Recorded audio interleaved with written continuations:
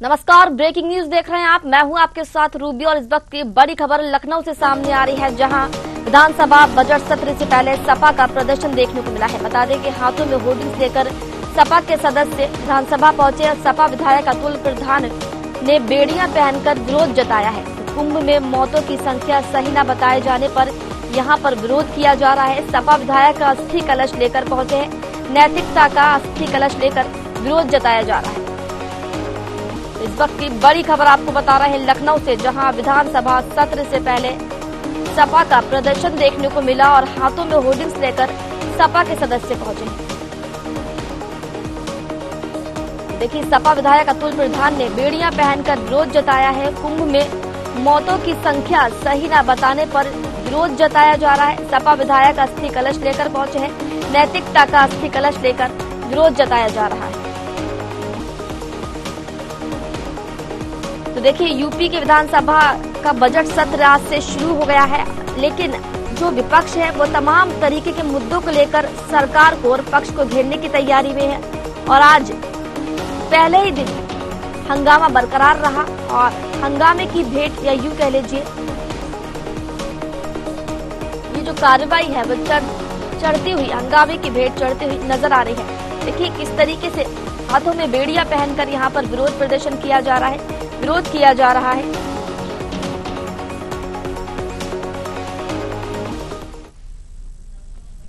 देखिए, जिस तरह से कुंभ का आयोजन सरकार ने किया, लेकिन उसके बावजूद इतने लोगों की जिसकी जानें चली गई, उनके परिवार के साथ संवेदना व्यक्त करने की बजाय उनके आंकड़े को सरकार छुपाने का काम कर रही है। जिस तरह से लोकतंत्र को लूटने का काम उत्तर प्रदेश सरकार ने किया है, तो इससे साबित होता है कि कहीं न कहीं सरकार की नैतिकता मर चुकी है और उस मरी नैतिकता का अस्थि कलश हम लेकर आए हैं, जिसको आज विसर्जित करने का काम करेंगे। तो देखिए, जिस तरीके से हम कह सकते हैं कि पहला दिन है बजट सत्र का, लेकिन जहां यहाँ पर जो हंगामा देखने को मिल रहा है उससे ये अंदाजा लगाया जा सकता है कि सदन की जो कार्रवाई है कहीं ना कहीं हंगामे की भेंट चढ़ती हुई नजर आ रही है। चलिए, ज्यादा जानकारी लेंगे। हमारे साथ लखनऊ से ब्यूरो हेड प्रशांत राव जुड़ चुके हैं। प्रशांत, अब पहला दिन है बजट सत्र का और हंगामा जिस तरीके से हम देख रहे हैं, कौन कौन से मुद्दे हैं जो विपक्ष सरकार को घेर रहा है? बिल्कुल, मैं आपको बता दूं कि उत्तर प्रदेश का आज जो है बजट सत्र शुरू हो गया है और आज राज्यपाल आनंदीबेन पटेल का अभिभाषण था और अभिभाषण के दौरान भी जो है समाजवादी पार्टी के सदस्यों ने बेल में आकर राज्यपाल के अभिभाषण के दौरान जमकर उन्होंने विरोध प्रदर्शन किया और उसके साथ ही हंगामेबाजी भी की। इससे पहले जब समाजवादी पार्टी के सदस्य विधानसभा सदन पहुंचे थे तो वो चौधरी चरण सिंह की प्रतिमा पर आकर यहाँ विरोध जता रहे थे। उनका विरोध जो अभी आधिकारिक तौर से जो बताई गई है उससे विरोधाभास उनका जताया है उन्होंने।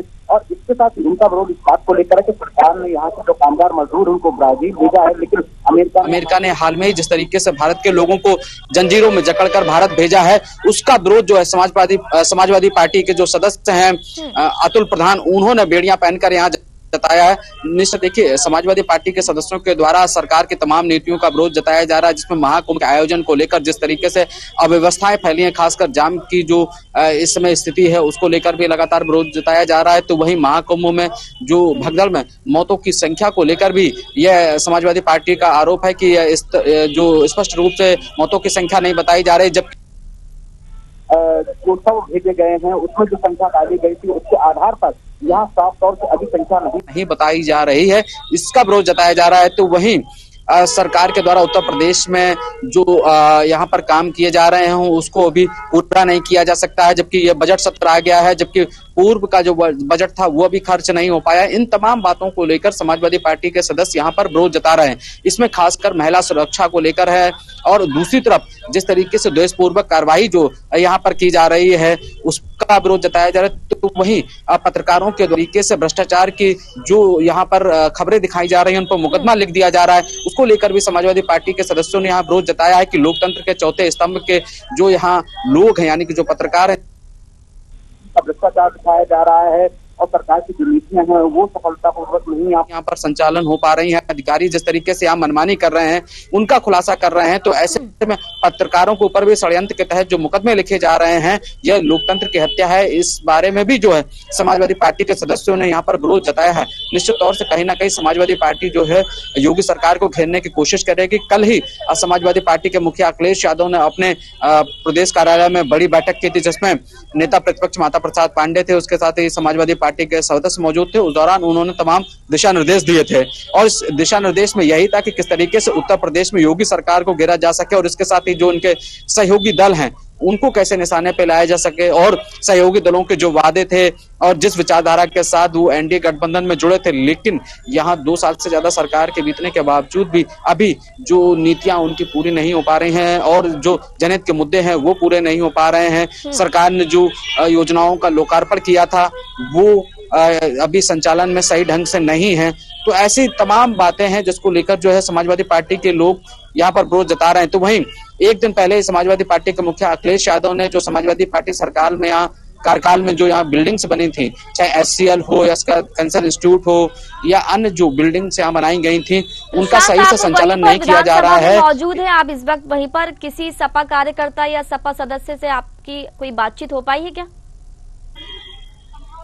बिल्कुल, देखो समाजवादी पार्टी के सदस्य अभी जो अपने सदन में बैठे हुए हैं, निश्चित तौर से हम लोग जो है विधानसभा के गेट पर हैं और यहाँ से जो है पूरी करने को कर रहे हैं। समस्या सरकार की नीति का विरोध जता रहे हैं, उसके साथ ही जो उनके सहयोगी दल हैं उनको निशाने पे ले जा रहे। तो वहीं सबसे एक महत्वपूर्ण मुद्दा यह भी है कि अभी हाल में ही जो निषाद पार्टी के राष्ट्रीय अध्यक्ष संजय निषाद के ऊपर जो आरोप लगे हैं, उनके पार्टी के प्रदेश सचिव धर्मात्मा निषाद ने जो आत्महत्या की है और जो आरोप लगाए हैं उसको लेकर भी निषाद पार्टी के राष्ट्रीय अध्यक्ष संजय निषाद को घोरने की कोशिश की जा रही है, क्योंकि एनडीए में वो शामिल है, उत्तर प्रदेश के कैबिनेट मंत्री है, मत्स्य विभाग उनके पास है।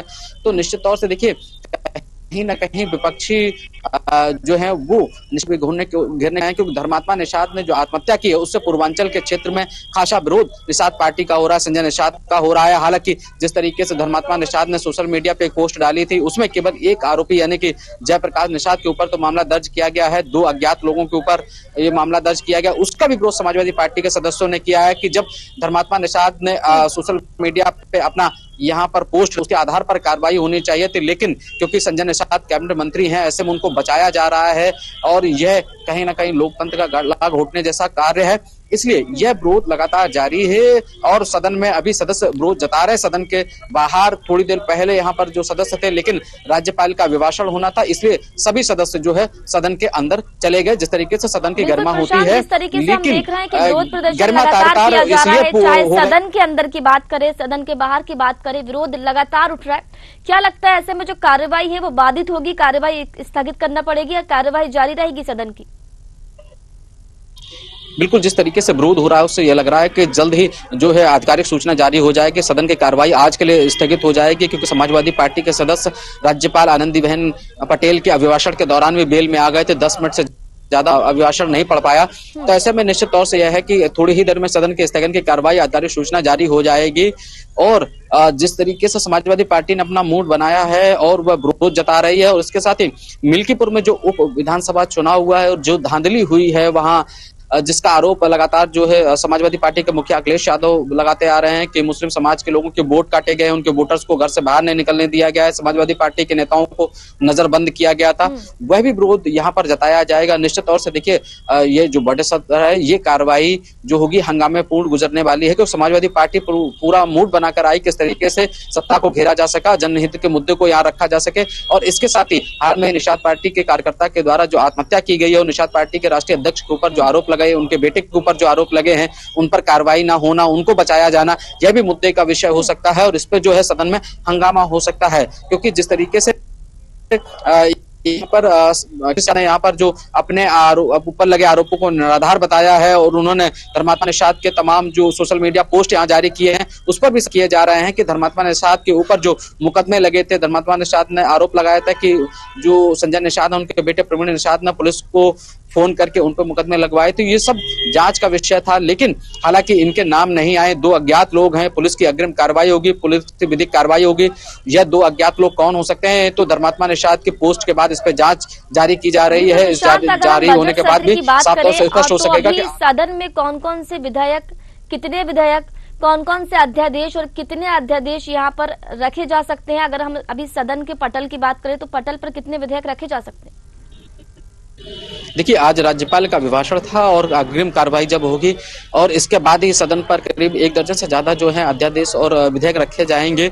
निश्चित तौर से देखिए, यहाँ पर सदन में इस बार सरकार कई नीति नियम भी लाने वाली है, जिसको लेकर जनहित को लेकर उन्होंने अपने नीति नियम बनाए हैं। लेकिन अब क्योंकि सदन के पटल पर रखे जाएंगे, इसके साथ ही उच्च सदन में जाएंगे, पास होना यह महत्वपूर्ण है। इसलिए करीब 1 दर्जन जो है यहाँ पर अध्यादेश और इसके साथ ही आधा दर्जन यहाँ पर जो है विधेयक रखे जा सकते हैं। इसका खाका जो है पहले से तैयार हो चुका है। निश्चित रूप से सदन की कार्रवाई होगी तो यह सब चीजें जो है सदन के पटल पर रखी जाएंगे। बिल्कुल, कार्रवाई के बाद साफ हो पाएगा कि किस तरीके के सदन में पटल पर जो सदन में विधेयक रखे गए हैं, अध्यादेश रखे गए।